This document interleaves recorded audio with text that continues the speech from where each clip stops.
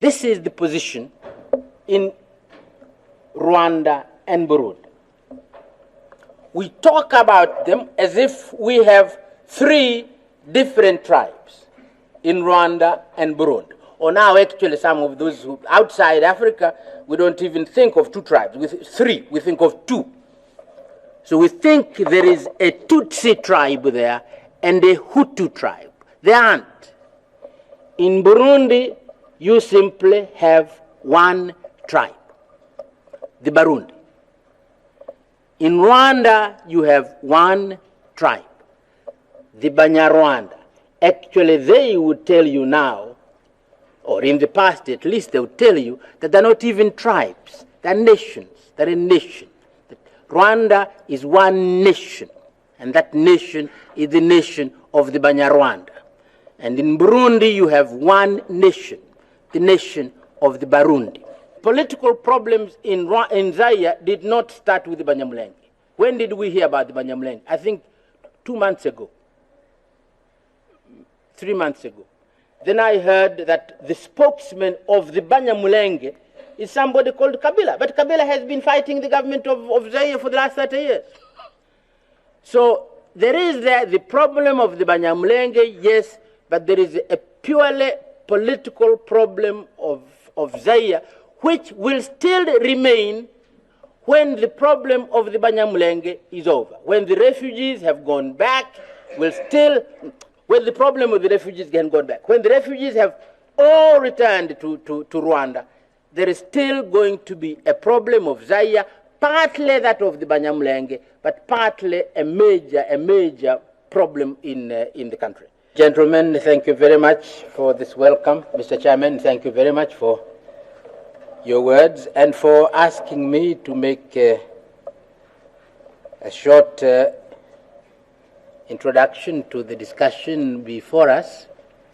I make the promise to be brief, but this is not the first time I make that kind of introduction, that promise that I'm going to be brief.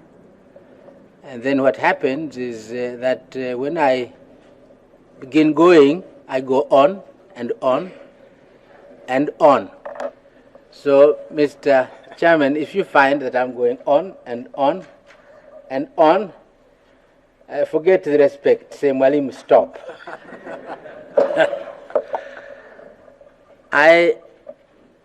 To some of you,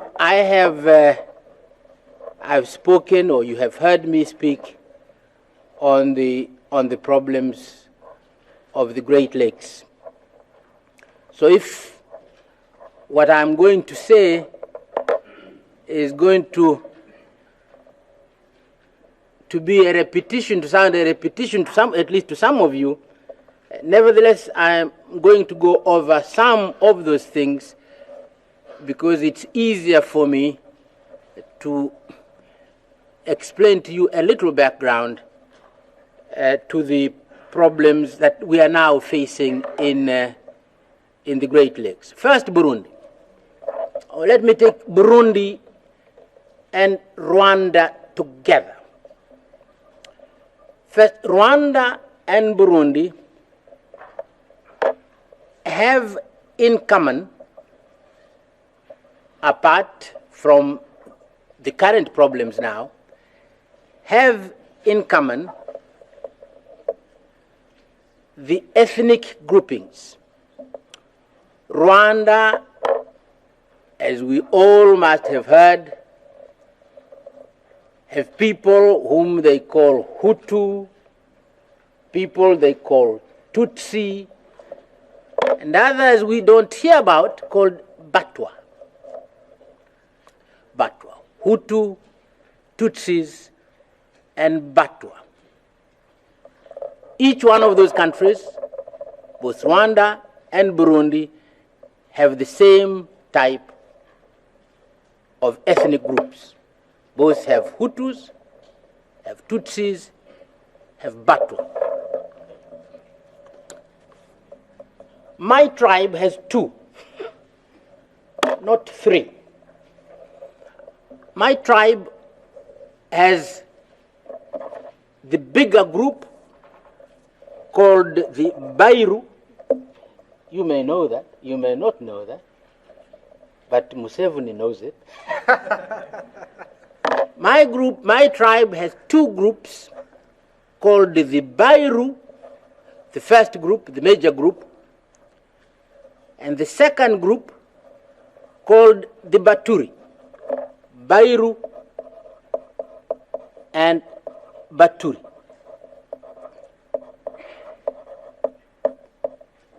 And I say my tribe, because these are groups in the same tribe, of the same tribe.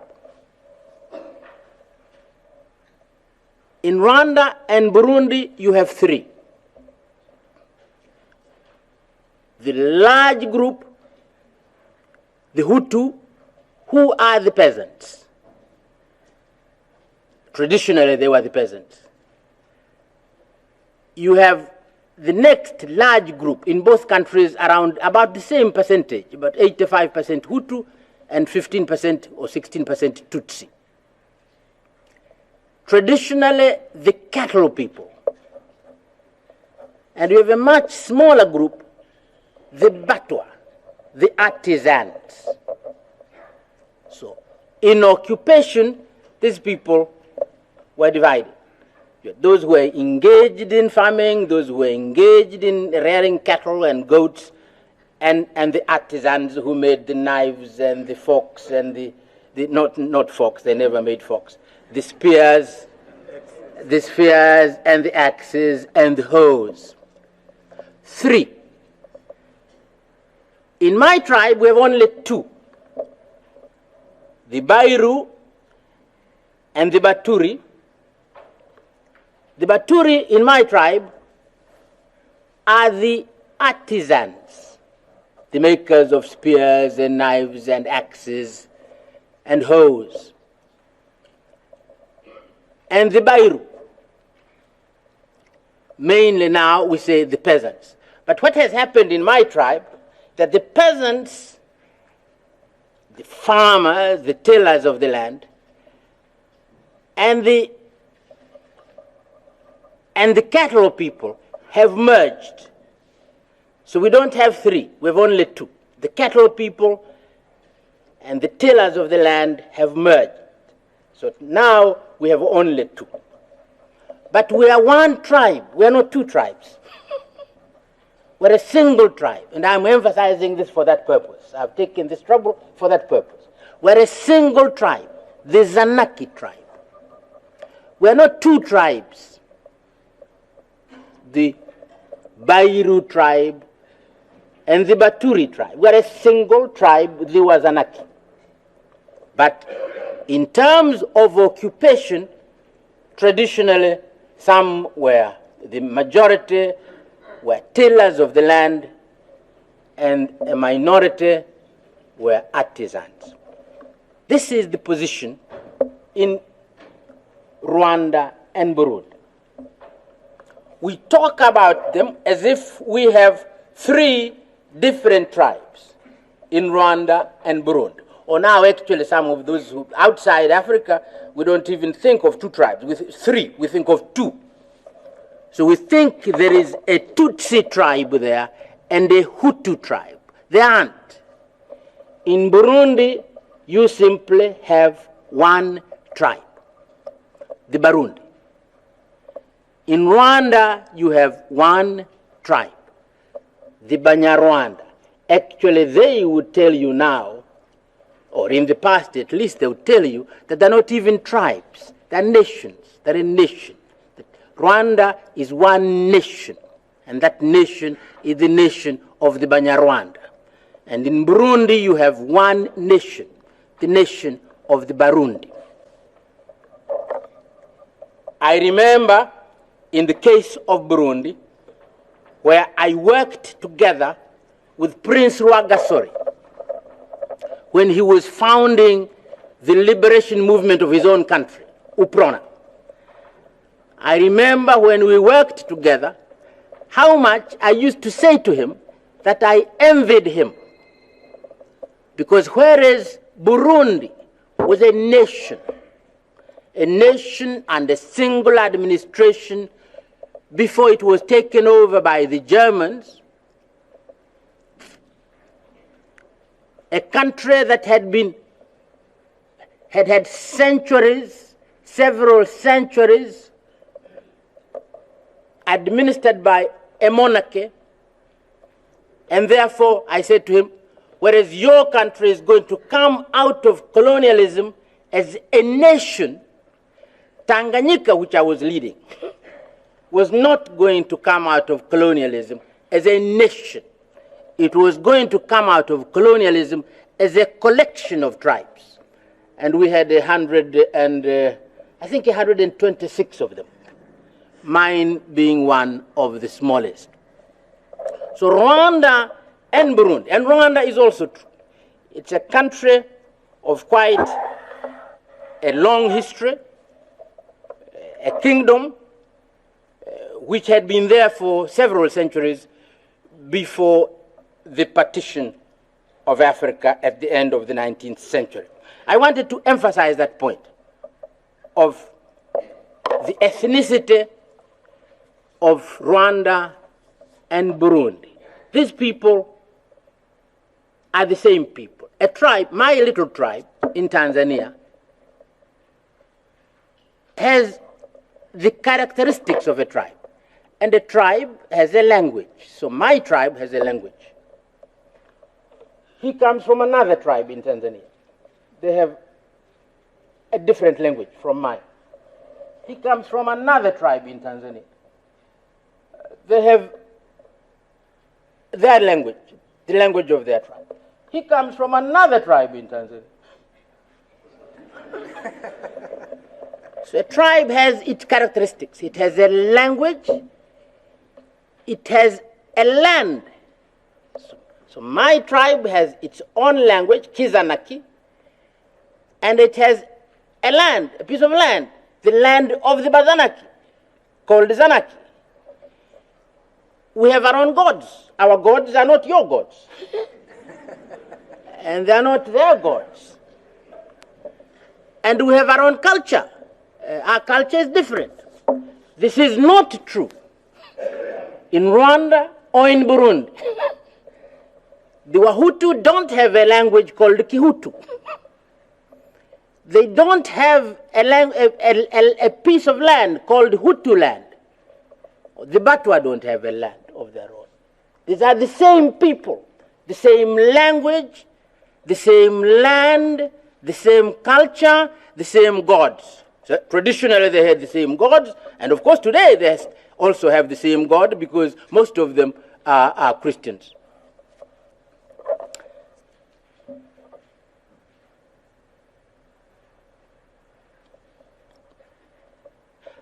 I want to go back a little bit to my tribe. We live peacefully together as a single tribe. Traditionally, two separate occupations.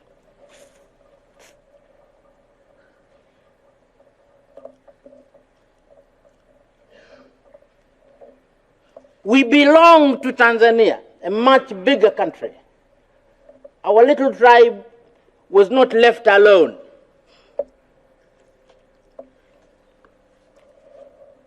But our piece of land is small, fertile, but small. But we belong to a wide area, Tanzania.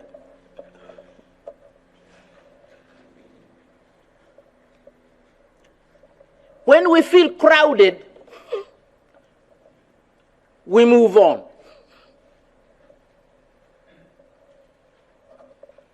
We move to other parts of Tanzania.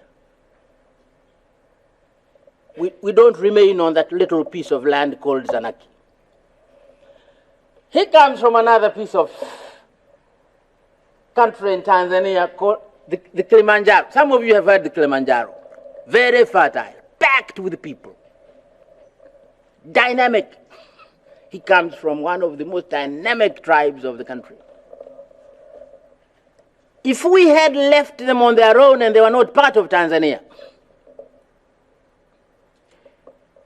packed as they are, dynamic as they are,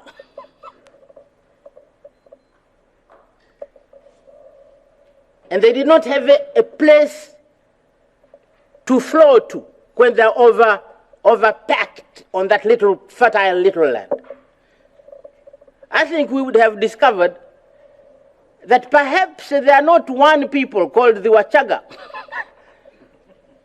We would discover that they have their own divisions there, and we would think those divisions are tribes, when in actual fact they are not tribes. The point I'm making is the problems, the major problem of Rwanda and Burundi is not tribal. It's economic. It's land. These little countries are packed up with people. They're very fertile, packed up with people. And they have no space. And if you are squeezed for space,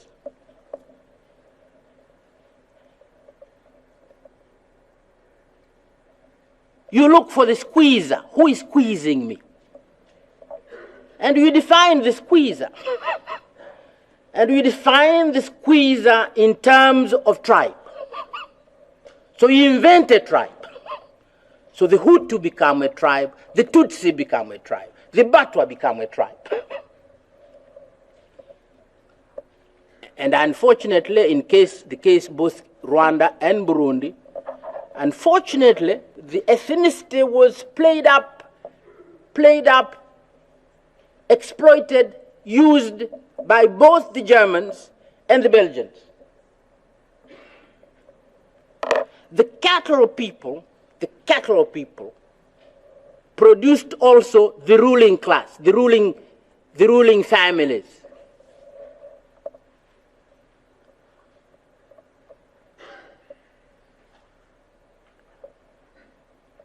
And the Germans decided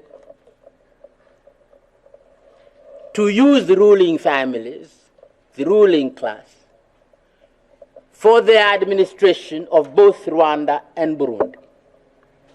And they began treating them more differently from the Tutsis. They gave them a better education, they gave them a better chance economically. The Belgians came and they did the same. By the time they left, this traditional division between Tutsis and Hutus, which was not very big, had become very big. The Germans and the Belgians had decided that the Tutsis were superior to the Tutsi, to the Hutu. Those were the years of the superiority of races in the world. And so the Tutsis were regarded as superior to the Hutus. And this idea of superiority was built and built and built. And they were given a better education, they were the rulers, they were given better chance in economics and so in the economy of the country and so forth. By the time the Germans and the Belgians left, the divisions were very big. And power, in a poor country like that, power also became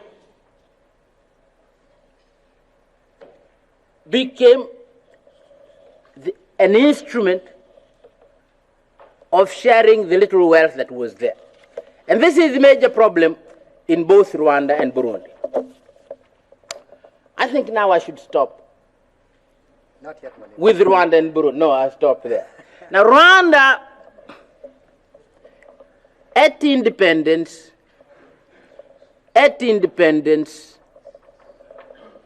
the Belgians, before they left, they assisted the Hutus to abolish the monarchy, and there is what they called their revolution. They worked at a revolution of 1959. The monarchy was abolished in Rwanda, and the Tutsis were suppressed, the traditional rulers of the country.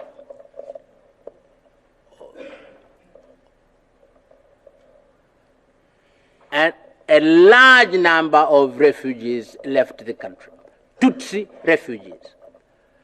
Most of them went to Uganda. So in Rwanda, at independence, the majority, with the assistance of the Belgian colonial power, the majority took over power, suppressed the minority, and the minority, a large number of that minority Tutsi, went into exile. Most of them went to Uganda. So in Rwanda, the majority was in power, the minority was the suppressed, the excluded, the word used there is the excluded one was the Tutsi minority, and the refugees from there, from Rwanda, were the Tutsis, and they were mostly in Uganda. We had some of them. In Burundi, it was the other way around. There, the monarchy was abolished, but it was abolished not by the Belgians. It was abolished by another clan of the Tutsis. And the Tutsis, the Tutsi minority, took over. The first military ruler who abolished the monarchy, somebody called Major Michombero. He, in turn, was later overthrown by his cousin, Bagaza, who is still around. And Bagaza, in turn, was overthrown by his cousin, Buyoya, who is still around, who is very much around.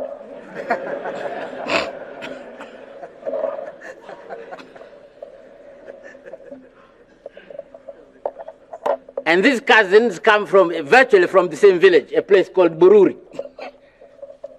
So in Burundi, power was in the hands of the minority, Tutsi, supported by the army.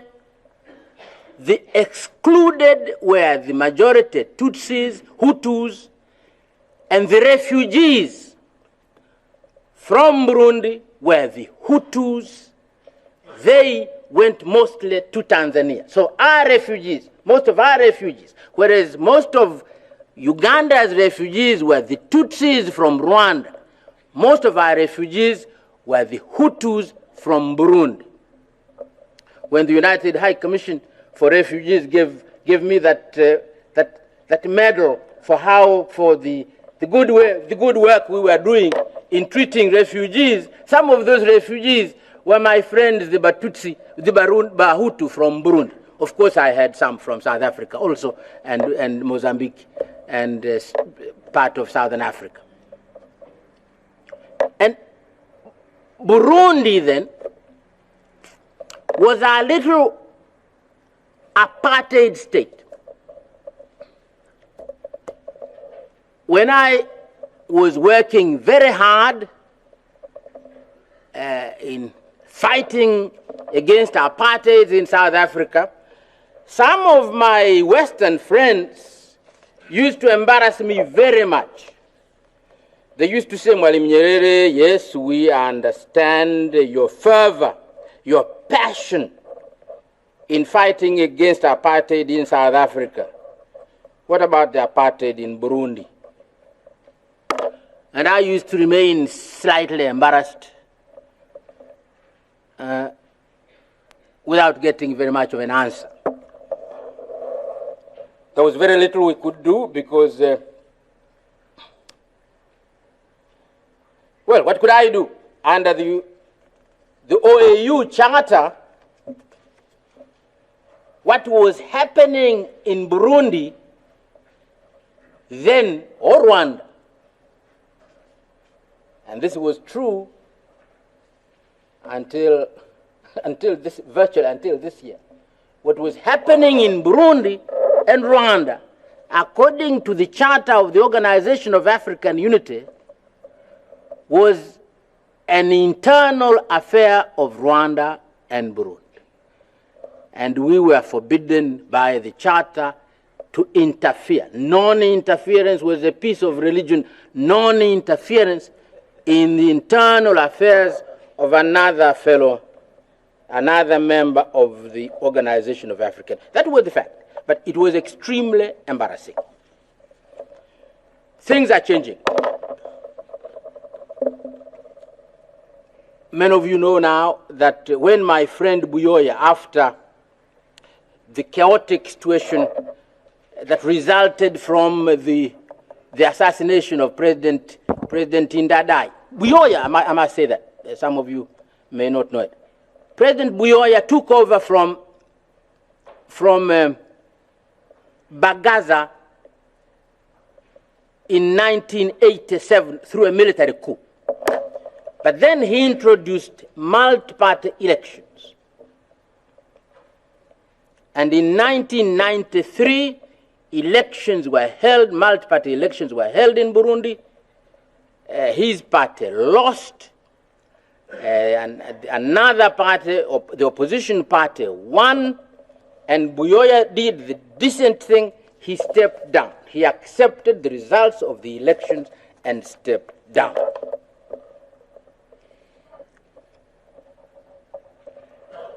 And his successor, a man called Ndadaye, also did the right thing. The democracy we have learned from, especially from my friend the British, but also the French and the Americans, I think, but especially the British. I know that a little bit more because whatever we learned from them, not from the French or the Americans. In Britain, the Conservative Party has now been in power for nearly 17 years. Nearly 17 years. They win, under their system, they win the election. They get about 43% of the voters vote for them. 43%, not more than that, vote for them. Under their system, that 43% gives them the majority of the seats in parliament. So they get 43%, which is a minority of the electorate, because 57% have said no. 43% gives them a majority of members in the House of Commons. And that majority gives them 100% of the power. And the British are very decent people. And so the Labour Party has been waiting there for 17 years. 17 years as the loyal opposition. Her Majesty's loyal opposition. For 17 years. Fine. I mean, that is their system. They like the system. They've accepted it. It works. A minority of the voters, a majority of the members of parliament, 100% of the power.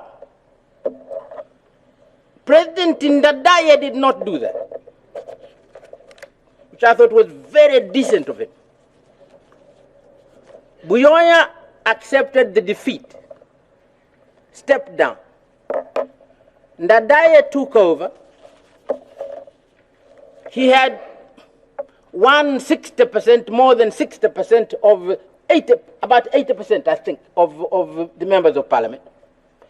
But in forming his cabinet, he gave 40% of the portfolios to the opposition, to the party that had lost the elections. And we thought this was wonderful. This is really how Africans should now try to use this European system or multi-party system. Because I can't see that Africans are going to be so patient that they're going to sit there as being a loyal opposition of something and wait for their turn. This is very good. We thought that was very good. We all, actually in East Africa, all of us were very, very pleased by Buyoya, very pleased by Ndadaye. Unfortunately, the army had better ideas. And within months, the army assassinated the president. Chaos began. Many of you know how that chaos went on, and there was a chaotic situation. And eventually, my friend Buyoya is back, back in power. I want to end up that part by telling you the change that has taken place in Africa. If this had taken place, actually, I believe 12 months ago, perhaps I would not be here talking to you the way I'm talking to you now. 1994, in Rwanda, that genocide took place. 1 million people were killed. It's not only the international community outside Africa which sat and did nothing. Africa itself sat and did nothing. We in Tanzania were there. We had helped the Rwandese to negotiate an agreement, a power-sharing agreement in a place called Arusha in my country. We knew what was going on. When the Hutu majority, with the extremists among the Hutus, rejected that agreement, the Arusha Accords, and the killings began. The world outside Africa sat, did nothing. But the good thing they did was to put on the screens, the television screens, what was going on. But Africa also sat and did nothing.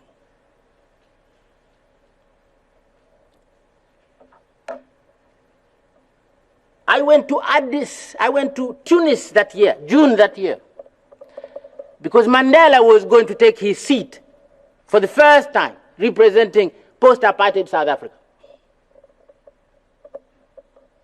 And I had begged the Secretary General, please, please, please, invite me. I want to be there. And he had invited me. And I was there because I wanted to see Mandela take that seat. So I went. And it was a tremendous thing. We received Mandela. It was a great occasion for Africa to receive Mandela. But it was also a shameful moment for Africa. We received the killers from Rwanda. They came, they took part. We received them together with Mandela.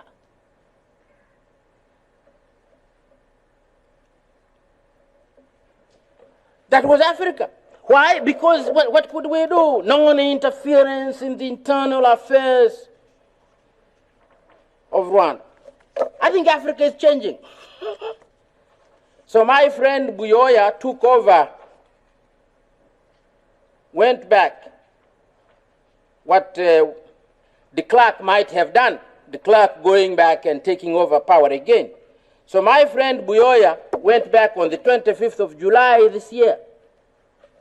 We had all condemned that coup before it took place.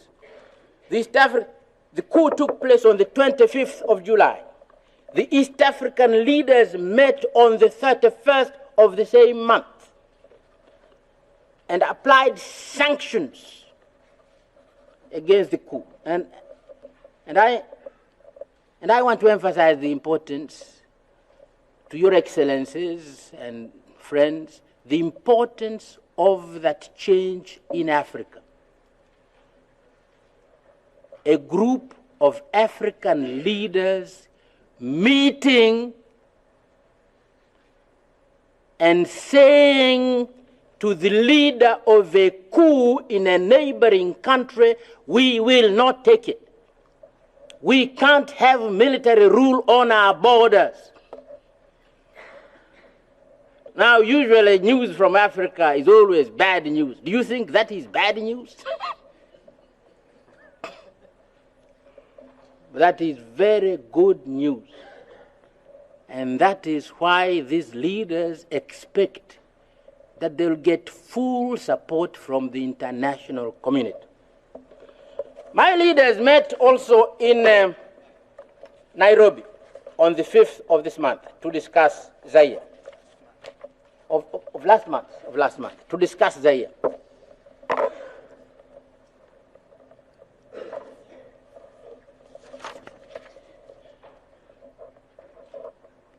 It was that meeting which asked the international community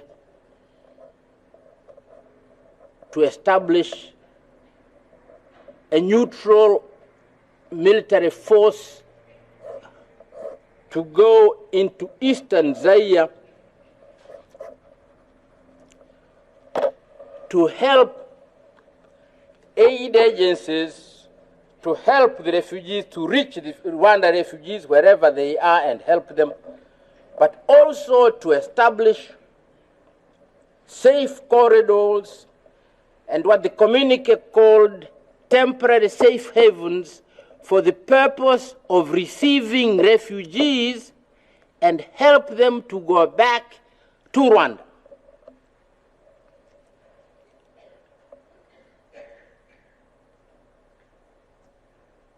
My leaders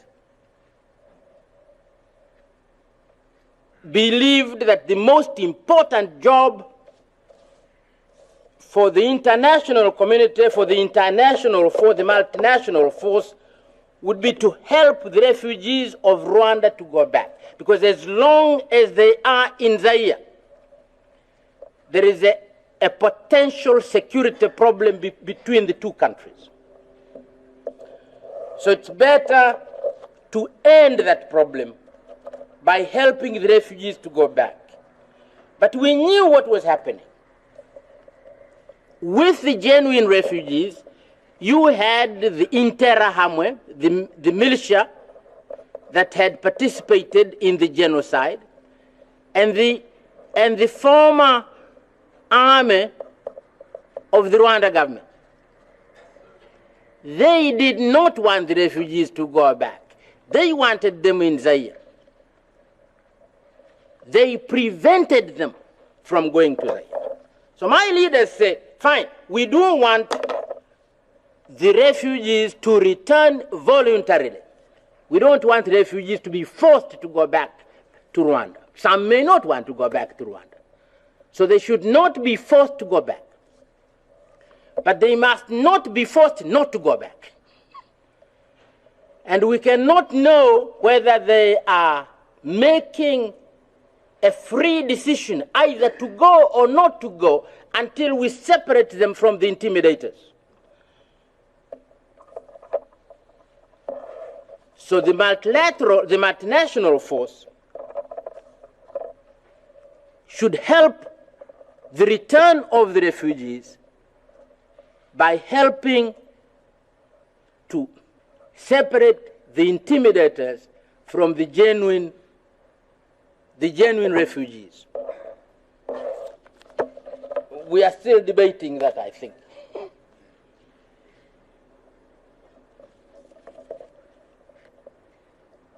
We can discuss that a little bit later.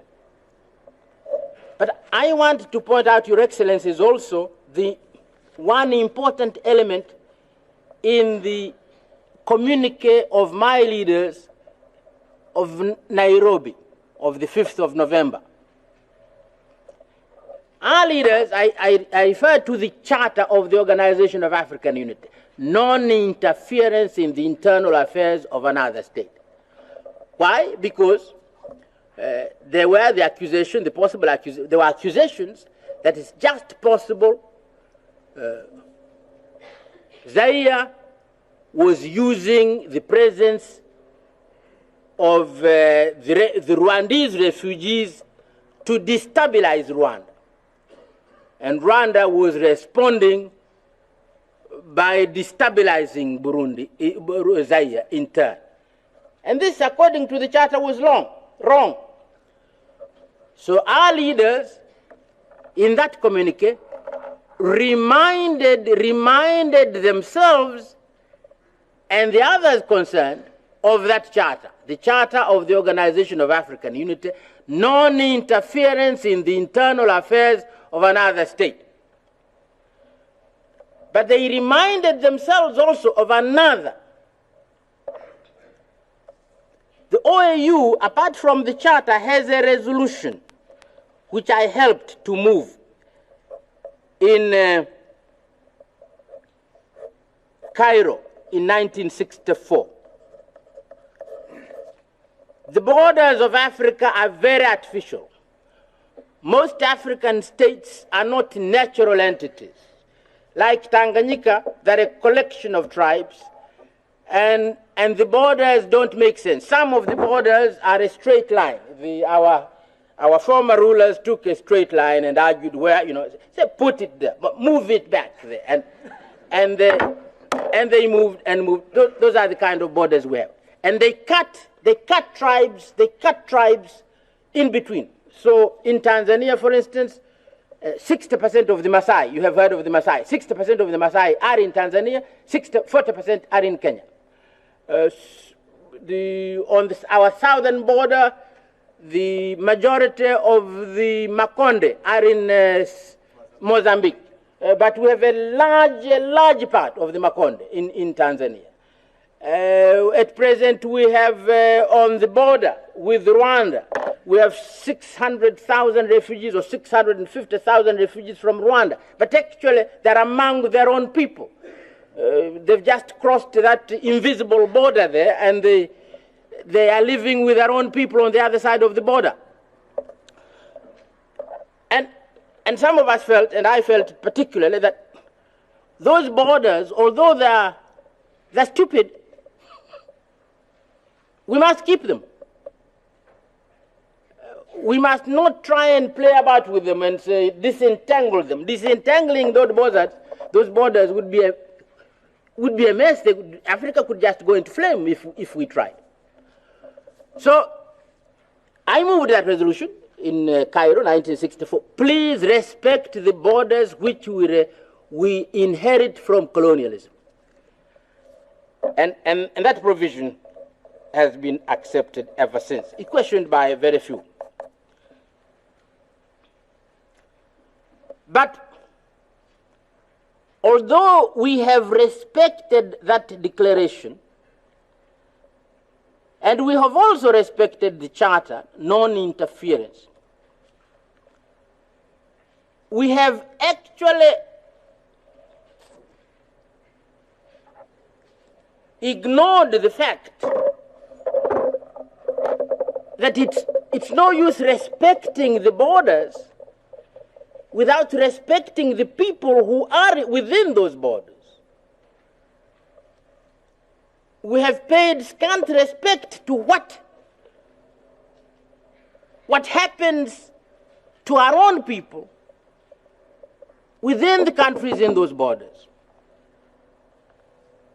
So sometimes we expel them, and recently in Zaire, now I'm going to talk to Zaire about Zaire. Zaire, I'm told, passed some law which said the so-called Banyamulenge are not Zaire citizens anymore. This was a change. That first, at independence, they were regarded as, citizens. And then later, a new law was passed which denationalized them.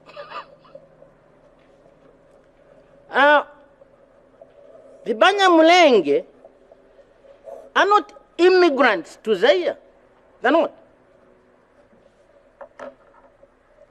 The kingdom of Rwanda was partitioned between the Germans and the Belgians. And the Belgians took a part of the kingdom of Rwanda, the traditional kingdom of Rwanda, with the people. So when we say respect that border, which was agreed between the Germans and the Belgians, we must also be saying respect the people whom you received under that partition. You can't turn around and say, we no longer want you. You are no longer citizens of our country. What are you going to do? Are you going to return them alone, or you return them with the piece of land? You can't say, go home. Home where? We couldn't in Tanzania get fed up with the Maasai and say the Maasai go home to Kenya. Kenya is not their home. These are Maasai of Tanzania. And my friend Moi can't, for some reason or other, get fed up with the Maasai of Kenya and say, go back to Tanzania. That it's not back to Tanzania. They've never been in Tanzania. They've always been there.